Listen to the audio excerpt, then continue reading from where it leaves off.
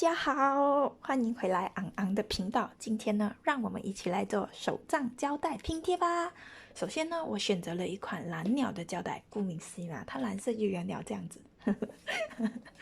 沿着它的边沿裁，修，剪，然后取下来。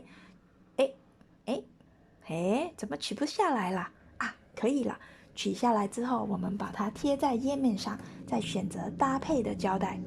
搭配类的胶带嘛，我个人想要营造出一种龙子及自由，还有疫情当前哪儿都不能去的那种心情，所以我就拿了这款龙子贴在人物的边缘，营造出困在里面的心情。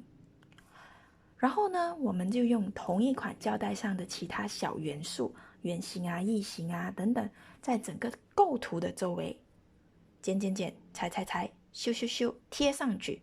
因为大小都不一样嘛，就随便沿着整个构图的上下左右随便贴。有了笼子就要有小鸟，我们就把这个小鸟裁下来贴在笼子的旁边。小鸟比我还自由呢，它还可以飞出家园。之后我们再用另一款搭配的胶带，门的造景的胶带，主要呢是想要表达以后等疫情好了之后可以出去玩的那种心情。剪，裁，割，修，取下来之后要贴上去的时候呢，就发现贴在上边比较适合，它会有一种人物背对着门有距离感的那种感觉。我们就把笼子取下来，把门贴上去，把重叠的部位切，剪，修，割，去掉那些重叠的部位，因为我们不要它盖到我们的人物嘛。切好之后，我们就把本来的笼子放在靠近人物的边缘，像是人物把小鸟从笼子里取出来那种造型，那种感觉，那种构图吧。之后呢，想想觉得疫情当前还是别出去，就把小鸟给抓回来了。我们再选择其他搭配类的胶带，主要是颜色方面比较相近的小元素贴上，主要呢是用来填补空白的地方。填好之后呢，我们就可以一起来写手账啦。因为呢人物是蓝色的嘛，所以呢我也选择了蓝色作为搭配的颜色。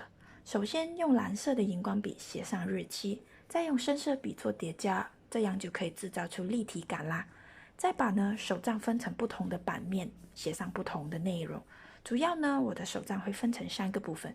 第一个部分就是 gratitude 感恩，每天值得感恩的3件事，不管大事也好，小事也好，哪怕是别人给我1颗糖，对，我就是这么容易被骗的，我都会写进去。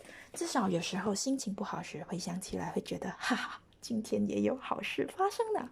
第二个部分就是 Cookies Jar， 每天的一点小进步也好，学习到的一些小技能、小技巧也好，或者是今天的工作啊，或者学习态度等等都很满意，我们就放进去，可以起到一种激励自己、累积小进步变成大进步的那种鼓励吧。最后就是 Room of Improvement， 觉得自己做的不好，想要改进的地方都可以放下去，做一种复盘的感觉。当当，完成了，看着也挺好看的吧。好啦，谢谢你们的观赏哦。如果你们对出现的那些素材都有兴趣的话，我会把它们放在描述栏里面，欢迎去看一看。你喜欢我的影片的话，记得给我点个赞哦。